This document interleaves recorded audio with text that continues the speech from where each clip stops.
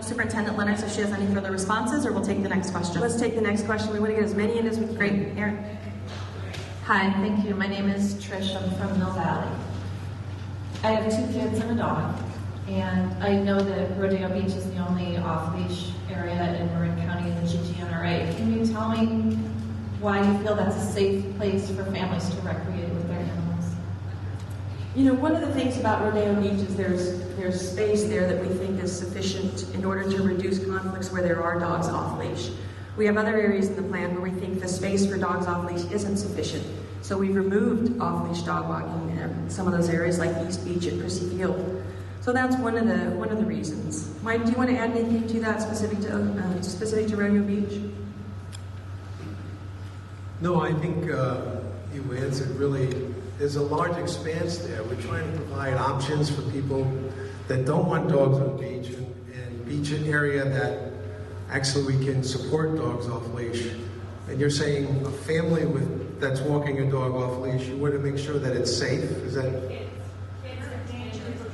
I took my 2nd grader on a field trip there, and the teacher wouldn't let the kids anywhere near the surf line, which for parts of the year is really up high. So I don't know how that's a safe place for families to take dogs. We'll take our next question on this side. Please keep the question to 1 minute. Thank you so much. And one question at a time. My name is Laura. I live near Beach, and I keep hearing you talk about balance, and we're trying to achieve balance with this plan. If this rule goes through, Muir Beach loses everything. There's not one place to walk a dog on the beach. There's all those fire roads that have been renamed as trails, and there isn't anywhere for a person to even take a leashed dog if your rule goes through. So where are people supposed to go, and how does that look like balance to you? So Muir Beach will allow dogs on leash. The trails from the parking lot as well as down the beach will allow dogs on leash. The bridge and the parking lot will allow a leash dog. People aren't going to take a leash dog to the beach, I can tell you that. So I'm talking about hiking. I'm surrounded by parkland, and if this rule goes through, there will not be a single place for me to go anywhere near Muir Beach. Thanks for your comment. We'll take the next question. No, if you have a question, I think I answered your question, so help me. How is it balanced? You know, 10 to 12% of visits to GGNRA include dogs. An example, let me give an example. We have figured out how to have horses on certain trails and in certain areas of the park. We have figured out how to have bicycles on certain trails and certain areas of the park. Those are 2 user groups who have deep passions as well. We are still trying to figure out how to have dogs and where to have them in the park. Our goal is to get to as many questions as possible. If you would like a more in-depth conversation, the superintendent will be available for the last part of the meeting to engage with folks as well. So we'll take a question from this side, please. I recently heard that Marin County is one of the most athletic and fit counties in California and one of the whole U.S. And a lot of that is dog walkers. And if you're taking away a lot of dog walkers' trails, people might not become as fit. And I mean, we don't really like it, and Marin County doesn't really want to be known by not being the fittest county in the U.S. I guess. And it's kind of sad because a lot of dogs need that exercise, and if you move them to a different place right away, they might not know exactly where to go. And And what was the certain change that caused you to all of a sudden start thinking about dogs? You bet. So I think you make a good point. Fitness is a really important thing for all of us. And that is a part of what we consider. We have an initiative called Healthy People, Healthy Parks across the whole National Park Service. One of the things that Marin County is blessed with is a lot of open space. And that open space was set aside for protections, for natural resources. And when you think about this park being put in place by the leaders at the time, the civic leaders, part of it was to protect those wonders of nature. And that means there are places that are habitat for very special species. That's part of our responsibility. As a matter of fact, it is our predominant responsibility as the National Park Service to make sure these natural areas, natural resources, and habitats are protected. So part of the balance isn't just within the recreational activities. The first question that we look at is how is our mission met by protecting the natural resources in all of these areas across the country. I'll take a question from this side now, please. Hi, you're limiting the number of spaces where people can walk their dogs off leash. It seems one of the rationales is to avoid unpleasant contacts with people who don't want to run into that dog. And I was wondering if you've considered something like a rule that says dogs can be off leash till 10 a.m. or dogs have to be on a leash during the weekend or something, because the way you set it up seems to be one-sided in that it totally limits dogs and doesn't ask anything of the people who are uncomfortable with dogs. So I was wondering if you've considered doing that. We ask that you keep sharing down so we can get to as many questions as possible. Thank you again. It is a part of what we heard in the public comments, both through the draft EIS and the supplemental EIS. The place that we're putting that place is with the dog walking of 4 to 6 dogs and making sure that we have windows during the week when usually commercial dog walkers are working, and on the weekends we aren't having the 4 to 6 dogs. So that's the best example I can give you. It's the only example I can give you because that's within the proposed rule. The other places we've looked at, what does it mean for us operationally? One of the things that we assume with this rule is that people will comply with the rule. Now, if history is any predictor of the future, we have a lot of non-compliance in the park. We have a lot of people who don't follow the 1979 rule. That is your choice. That is a choice that each person makes.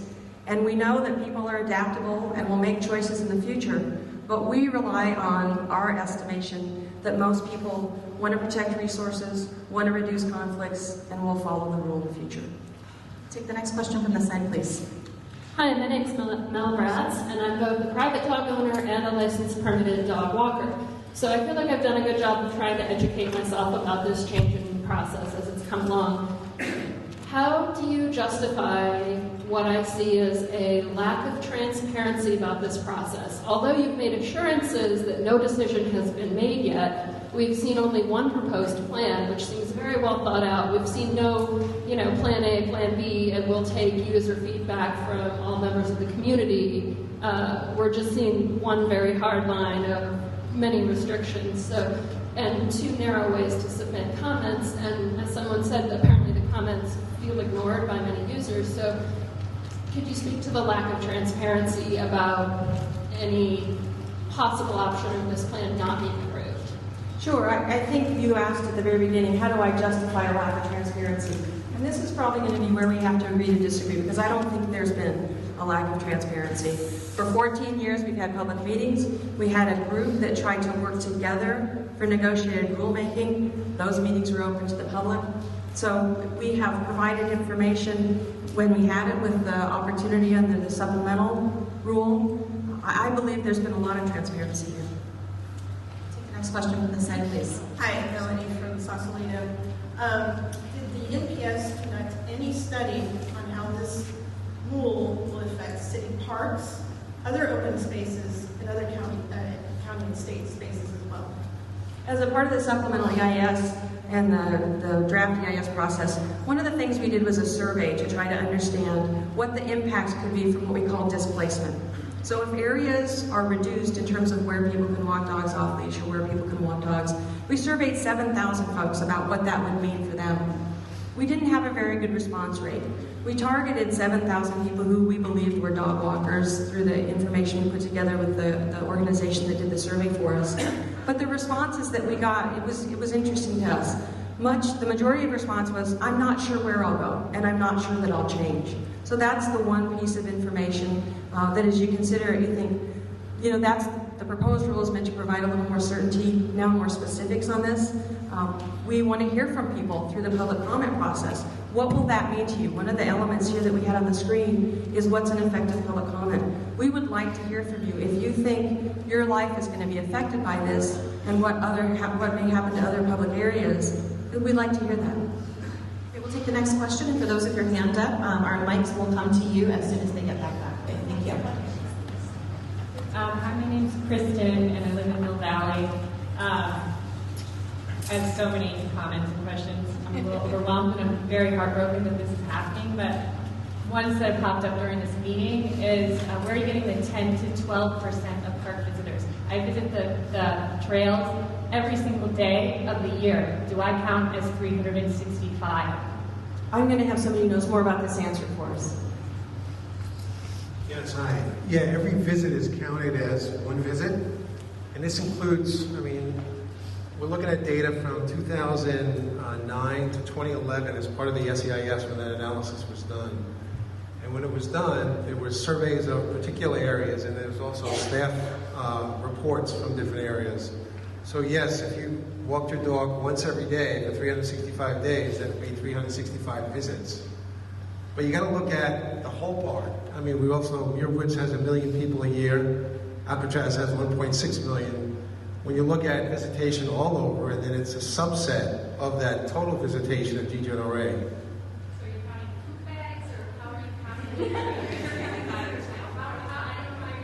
counting? No, so in some key areas, there were specific inventories of people over a period of days. And in other areas, there was field staff reports on those specific sites. Anything to add, Superintendent Leonard? I am just, we have, as I think it's a link to the proposed rule, the economic analysis, so you can certainly get more information there. That's done. We'll take our next question from this section, please. Hi, I just want to make a note here that there was input here that the links today don't work on the site. We talked about it. Okay, thanks for letting us know. My name's Laura. I have a comment. I live here in Sausalito, and I walk my dog, our dog, up on the Alta Trail every single day. We walked our dogs up there off leash for 30 years. It doesn't. I go before work and walk my dog. It doesn't make sense to go on a Rodeo Park, walk all the way down there, and our dog goes in the lagoon, of course, because some dogs like to go in water, so that's not good for our dog either. So to lose the Alta Trail, which isn't very long, and there's all these other trails in the Grand Heavens for on-leash or no dogs at all. So to lose that even one trail is a really, really big deal. And we got the dog because of the Alta Trail. Because we live 2 minutes away from the Alta Trail. We knew we could take our dog up there. That's why we got a dog. And this is really unfair to have all these trails out there, hundreds of miles of trails, and no off-leash trail. Thanks for coming. We'll take the next question over here. Hi, my name is Ellen Witten, and I'm fairly new to this process because I grew up here and moved to the East Coast and recently came back. And it's so disappointing what's happened here. A couple of things. One, in response to your comments, one of them said, "What you have to come up with something that will help us reach our objective." Well, that's my question. Is number one, what are your objectives? My second question is, I heard in your talk. I counted at least, I think it was at least 9 times, probably more, you mentioned stakeholders.